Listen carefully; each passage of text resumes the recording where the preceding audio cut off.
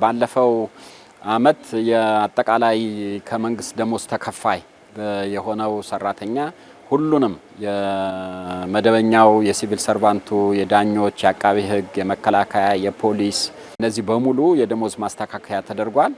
ይሄ ደሞዝ ማስተካከያ ሲደረግ በዋነኛነት ዝቅተኛ ተከፋይ ለነበረው መንግስት ሰራተኞች ነው በተወሰነ ደረጃ የደሞዝ ማስተካከያ ተደርጎ የነበረው።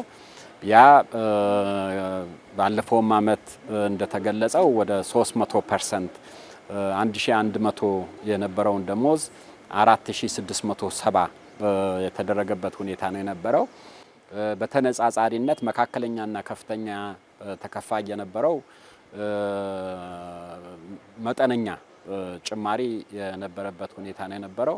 ይሄም ሆኖ ለመንግስት ከመንግስት የተፈለገው በጀት በጣም ከፍተኛ ነው የነበረው። ወደ 91 ቢሊዮን ነበር የነበረው። አሁን የመንግስት አገልግሎትና አስተዳደር ሪፎርም የዝግጅት ምዕራፍ ተጠናቆ ወደ ተግባር ምዕራፍ በተወሰኑት ተቋማት ላይ እየገባን ያለበት ሁኔታ አለ። ይሄ ሪፎርም የመንግስት ሰራተኛው አምራች እንዲሆን ይፈለጋል። የንግዱን ህብረተሰብ አርሶ አደሩን የከተማ ነዋሪውን በሙሉ በተገባ አኳኋን አገልግሎት እንዲሰጥ ይጠበቃል። እሱም ደግሞ የኑሮ ውድነቱ እየፈተነው ያለበት ሁኔታ ስላለ በመንግስት በኩል ይሄንን አጽንኦት ተሰጥቶታል፣ በቂ ግንዛቤ ተወስዶበታል። በእኛም በኩል ዝርዝር ጥናቶች ከገንዘብ ሚኒስቴር ጋር ዝርዝር ጥናት ተጠንቶ ለመንግስት ይቀርብ። በተለይ ክቡር ጠቅላይ ሚኒስትር ዶክተር አብይ በዚህ ጉዳይ ላይ በጣም ቁርጠኛ አቋም ወስደዋል። ይሄ ፕሮፖዛል ወደ 160 ቢሊዮን ብር የሚጠይቅ ነው። ይሄ ሁሉንም በመንግስት የወር ደሞዝ ተከፋይ የሆኑ ከልማት ድርጅቶች ውጪ ያሉትን በፖሊስ፣ በመከላከያ፣ በፍርድ ቤት፣ በአቃቤ ሕግ መደበኛ ሲቪል ሰርቫንቱ እነዛም በሙሉ ተመራጮች፣ ተሿሚዎች ሁሉንም በሚመለከት አኳኋን የተደረገ ደሞዝ ማስተካከያ ነው። ከፍተኛ ደሞዝ ጭማሪ የተደረገለት ወደ 80% አካባቢ ይሆናል። አነስተኛው ወደ 20% አካባቢ ደሞዝ ጭማሪ ይኖረዋል። ይሄ እንግዲህ ወደ ተግባር ምዕራፍ ሲገባ የመንግስት ሰራተኛው ቁርጠኛ የሆነ ስራ እንዲሰራ ከሱ ይጠበቃል። በመንግስት ሰራተኛው ቴክኖሎጂን በማሸጋገር ረገድ ገቢ እንዲጨምር በማድረግ ረገድ አገልግሎት እንዲሻሻል በማድረግ ረገድ ትልቅ ኃላፊነት አለበት፣ ትልቅ ተልዕኮ አለበት። ይሄ ከፍተኛ ወጪ ለማካካስ በመንግስት ሰራተኛው በኩል በዲሲፕሊን በሰዓት አከባበር እና ከሱ የሚጠበቀውን ተልዕኮ በመወጣት ረገድ ትልቅ ሀገራዊ አደራ እንዳለበት መገንዘብ ይኖርበታል።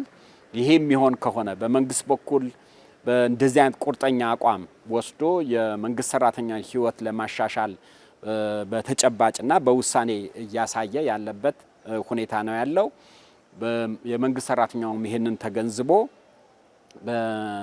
ምርታማነቱ እንዲጨምር የአርሶ አደር ምርታማነት፣ የንግዱ ህብረተሰብ ምርታማነት፣ የአገልግሎት አቅርቦት ማሻሻያዎች ተካሂደው አጠቃላይ ኢኮኖሚያችንና የመንግስት ገቢ እንዲሻሻል በማድረግ ረገድ ጠንከር ያለ ኃላፊነት የተሞላበት ስራ መስራት መቻል አለበት። ይሄ ከተደረገ የመንግስት አገልግሎትና አስተዳደር ሪፎርሙ የመንግስት ሰራተኞች በሰሩት ስራ ውጤት ልክ ማትጊያ የሚያገኙበት የደሞዝ ማስተካከያውም የመንግስት ሰራተኛው መካከለኛ ገቢ እስኪደርስ በተከታታይ እየተጠና ለመንግስት እየቀረበ የሚወሰንበት ሁኔታ ይኖራል።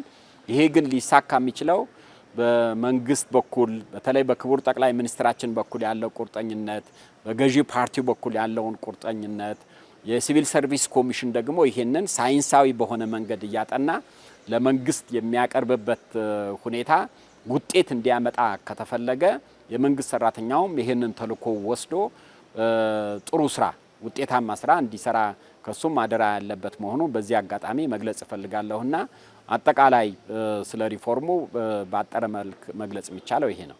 አጠቃላይ ከሪፎርሞቹ እስካሁን ከተካሄዱ ሪፎርሞች አኳያ በንግዱ ህብረተሰብ በኩል ያለው ግብረ መልስ በጣም ጥሩ ነው። አብዛኛው የንግዱ ህብረተሰብ መንግስት የሚያወጣቸው ፖሊሲዎች መንግስት ኢኒሼት የሚያደርጋቸው የሚጀምራቸው የሪፎርም ስራዎች በመደገፍ ረገድ በተለያየ ደረጃ በጣም የማይተካ ሚና ግዙፍ አስተዋጽኦ አዎንታዊ አስተዋጽኦ አበርክቷል። እስካሁን ባለው ሁኔታ በተወሰነ ደረጃ የደሞዝ ጭማሪ ተደረገ ሲባል ብዙ ጊዜ ያልተገባ ምንም ምክንያት የሌለው ዋጋ የሚጨምሩ አካላቶች እንዳሉ ይታወቃል።